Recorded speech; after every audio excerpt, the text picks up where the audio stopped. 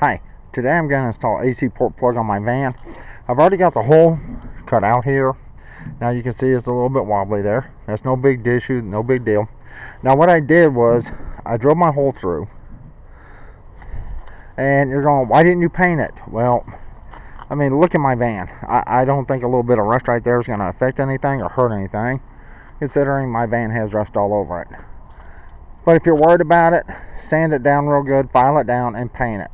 I'm not going to do that because, well, I have no need to. I mean, my van is rusting through in various places, literally rusting through, so, you know, it's not going to be a big deal for me. If you're going to install an AC port plug, they tell you to use a 2-inch bit. Now, it literally tore this bit up, and you see it's a little loose here. It was tight when I started, but it literally just chewed this bit up. This is a 2-inch. It's one of the cheapest ones I could buy. Literally came in one of those cheap sets.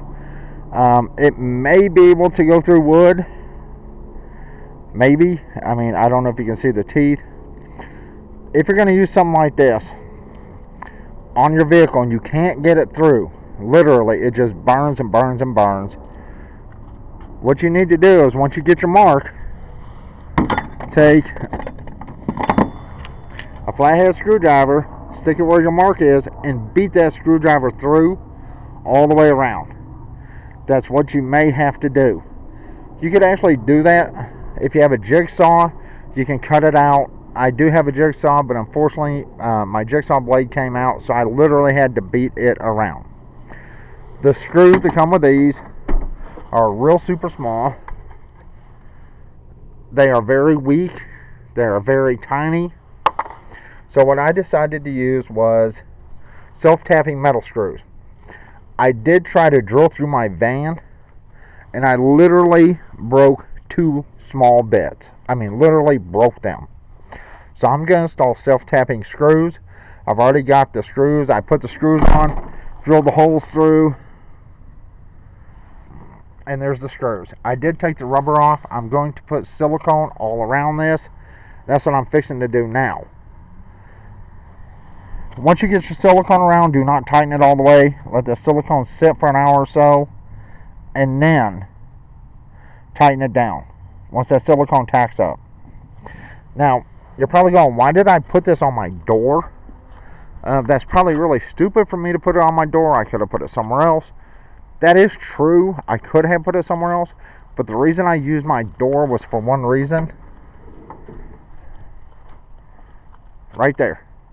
That is where the cable is. It came through. That way I can keep it off the floor. I don't have to tie it up. And I only have to take it out or hook it up when I need to. I do have a double plug, and they will fit right through here on this Kleenex holder, so I don't have to leave the door open. I can just run the plugs through. I did buy a double plug, 15 amp. It was like $25, something like that. So if you're wanting to put power in your vehicle, where you put it is entirely up to you. Since I did not want to drill through 2 things on the inside and the outside, I do still have the felt on the inside of my vehicle.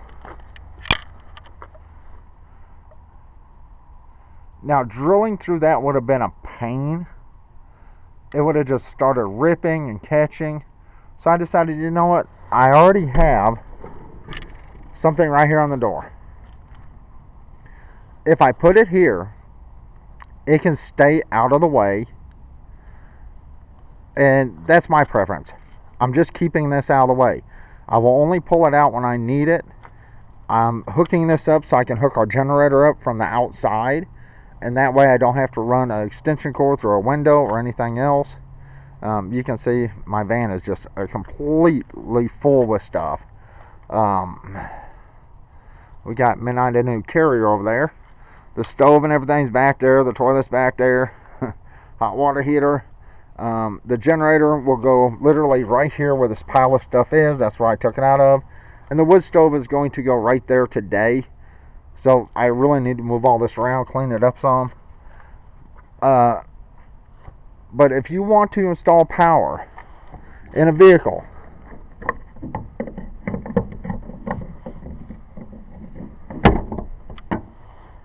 Right there. I don't have to pull it all out. I have 2 plugs to hook to. I could just leave one in there, pull one out if I only need one, and if I want to keep them out of the way, they're right there. And once again, I'm fixing to put silicone around this on the inside seal here, between there and the back, and once I tighten it down, it'll seal that.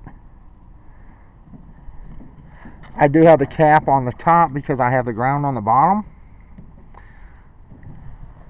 But I wanted to show you what I'm doing and why. Hope you can see that. You do not have to put silicone on it, but I advise you do to help keep it from leaking. Once again, I did not paint where I drilled through because, well, one, I mean, I don't think it's going to hurt my van any here. If you're wanting to install power from the outside to the inside, get no less than a 15 amp. Most of the ones that are really cheap you see on eBay, Amazon are 13 amp. Mine is a 15 amp. And what I can do is I can run cables and wires from here on the outside, inside to the hot water, not hot water heater, but my deep freeze, my mini fridge, things like that. And still have one plug for the, laptops or whatever. Since my deep freeze and mini fridge will be on timers, that will use one plug and only one plug. That way I have an extra plug for any kind of lights or, like I say, using a computer or a laptop and running off my generator here. Alright, I'm fixing to go. I hope this did not shut off. It looks like it may have. If it did, I apologize. But once again, I'm stalling mine here for a specific reason, because I do want to keep the cables out of the way, and that's out of the way. And I can fill in the hole on the inside. That's not a big deal. So anyway, that's about it. Remember, if you can't cut through it, and this is some pretty tough metal when it comes to these, especially on a cheap 2-inch drill bit, if you have to, use a screwdriver and a hammer, and just, once you got your mark, then just beat through it with a hammer, a flathead hammer, and a flathead screwdriver. That's what I had to do through most of this. Because once again, I tried to use 2 small drill bits on here and it broke both bits. Don't waste your money. The screws are really tiny on this, so it would take a really small hole. If you have drywall screws or something like that you want to use, that's fine. Maybe you can find a drill bit that will work with one of them. That's up to you. I'm just using self-tapping metal screws, and it went right through. Alright, that's it. I'm fixing to finish this up. Like I said, I'm going to put silicone behind it. I'm going to put silicone between the rubber here and the plastic here and behind it, and then I'll snug it down a little bit, but I won't tighten it all the way. I'll just snug it down. That way I'll make sure it doesn't leak. I'll put some silicone around it. I'll let it sit for about an hour and a half. Then I'll come out here and snug it down.